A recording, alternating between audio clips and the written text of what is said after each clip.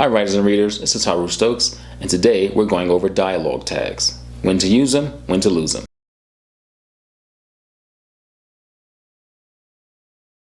Alright, when to get rid of those dialogue tags?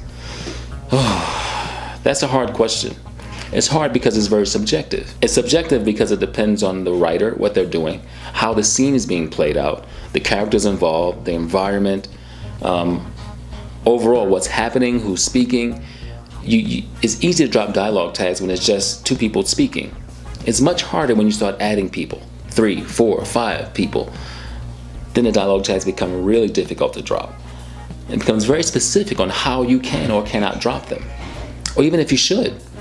It depends on what's happening and how you're presenting the work. What I like to do is I like to establish not only place, not only conversation, but how each character is talking, what they're talking about, and even where they are in the space to define when I can drop a dialogue tag or keep it going.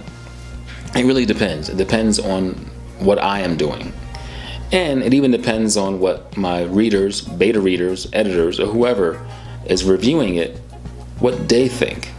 If they think it's possible to drop the tags, or if they say this feels kind of redundant to keep saying he said, she said, Bob said, Sue said, Bob said, Jack said, Sue said, at some point, it becomes repetitive. It becomes almost redundant, especially when you've established very well who's speaking.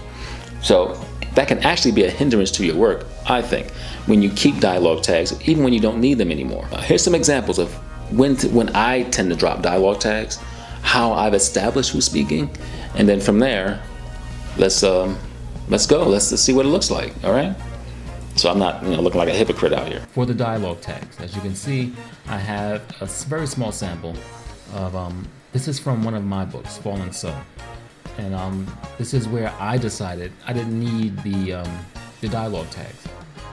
Ophelia tugs Patricia's arm from her crotch and shakes her head in disbelief. She slides another large sandwich wrapped in heavy brown paper in my direction. She knows I'll need fuel. Contrary to Pat's apocalyptic vision of testicular homicide, I say you should trust him. Wow, now that's a mouthful. Testicular homicide, Ola? Really? I asked. That was good, right? Creative, yes. She chuckles. Okay, let me finish. Ophelia grins, placing her hand on mine.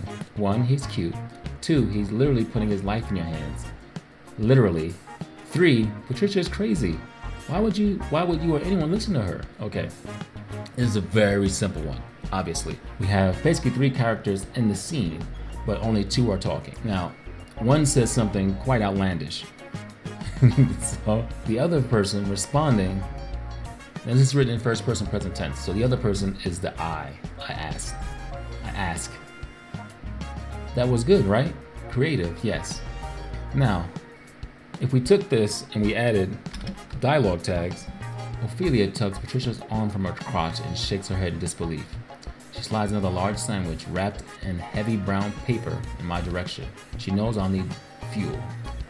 Contrary to Pat's apocalyptic vision of testicular homicide, I say you should trust him. Wow, now that's a mouthful. Testicular homicide, Oa? Really? I ask. That was good, right? Oa asks. Creative, yes, I answer. She chuckles. Okay, let me finish. Okay. Now that's felt clumsy to me even saying it. If I take this out, let's read it again. Wow, now that's a mouthful. Testicular homicide, Oa? Really? I ask. That was good, right? Creative, yes. She chuckles. Okay, let me finish. Ophelia grins, placing her hand on mine. Now, to me, that flowed a lot better. Because we've already established who's speaking, what's being said, and how they're communicating.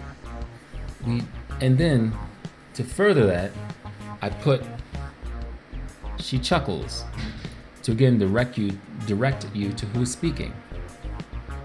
It's not Patricia who spoke. Ophelia spoke. She chuckles. Okay, let me finish. Patricia's not finishing. Neither is the main character isn't speaking. Patricia isn't speaking. So it's pretty clear when I say she chuckles who I'm referring to. Okay, let me finish. As she was just talking, Ophelia grins, placing her hand on mine. Again, this is a moment where I don't need the dialogue tag, because I'm clearly stating that Ophelia is the person that's going to be speaking next because she's done something. There's an action that took place. So we now know if anything is said, it's probably her because I'm referencing her. 1, he's cute. 2, he's literally putting his life in your hands. Literally. 3, Patricia's crazy. Why would anyone listen to her? Now, I actually could have removed all of that if you just went from that was good, right? Creative, yes. Okay, let me finish. 1, he's cute. I could have literally gotten rid of all of that and it would have still made sense and you'd have been very clear on who's speaking. This is how you get rid of dialogue tags. You make it very, very clear who's speaking, what's happening, where they are, what's going on. So we went over that. You kind of got an idea when I drop it. So it really depends, right? As you can see, not everything was so cut and dry.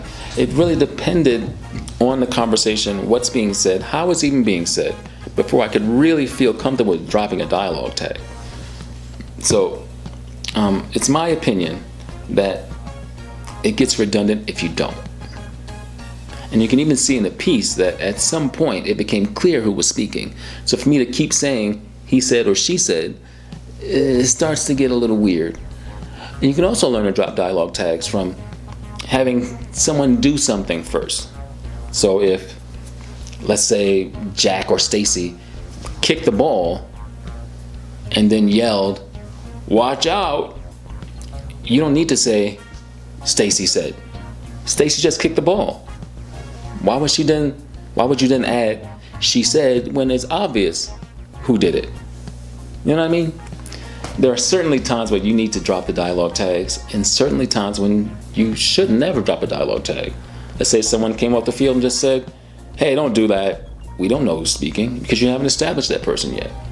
So it really is dependent on how you present the story, what's happening, who's talking, what's being done, where they are in a story, the conversation that they're having. Like, there's lots of factors involved. But if you can solidify where they are, who's speaking, and what's happening, get rid of those dialogue tags because you don't need them anymore.